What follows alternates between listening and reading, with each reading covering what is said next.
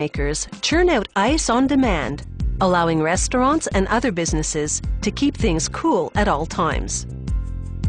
To make one, machinery folds the edges of stainless steel sheets so they can be assembled into the ice maker frame and exterior panels. Meanwhile, copper uncoils over a roller, which removes the curl from the metal. A machine spiked with blades then punches the copper. In one action, it cuts numerous slits in the strip and slices it to the correct length. The notched strips are now ready to be assembled into a grid. This grid is part of the evaporator. It's here that liquid refrigerant will evaporate as it pulls heat from the water to freeze it into ice cubes.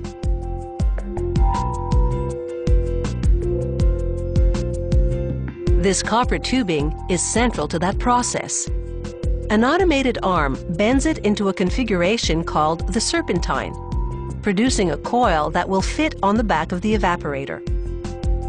As liquid refrigerant moves through it, it will draw heat out of the water. This machine flattens the tubing, giving it greater surface contact with the evaporator to facilitate heat transfer. Then, it's into a big washing machine to remove any oils or oxides on the parts.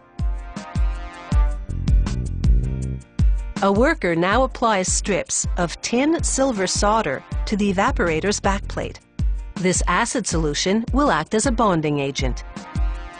He then places the evaporator, solder side down, on the serpentine tubing and locks the assembled parts in an iron rig.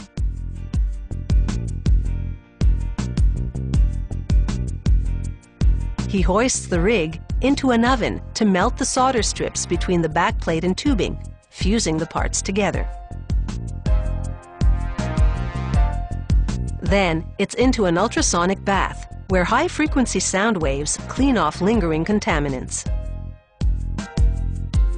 An inspector now examines the evaporator to confirm that the parts have been solidly fused.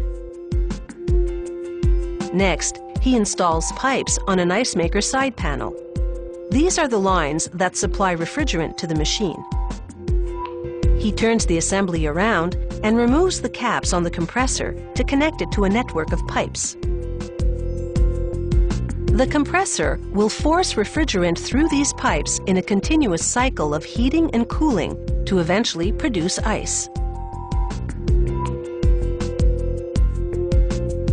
He brazes the joints to seal the connections.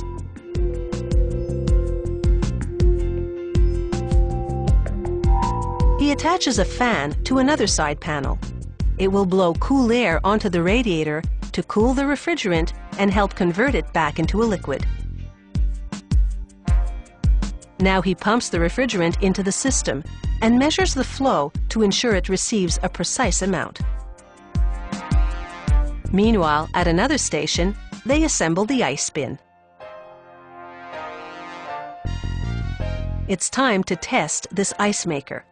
Water flows continuously over the surface of the evaporator grid as the temperature inside the cells drops below freezing.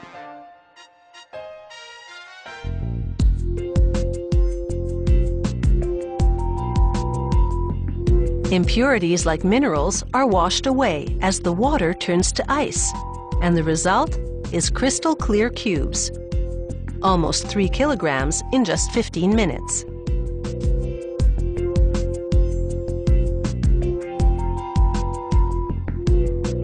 Finally, they install the front panel on the unit.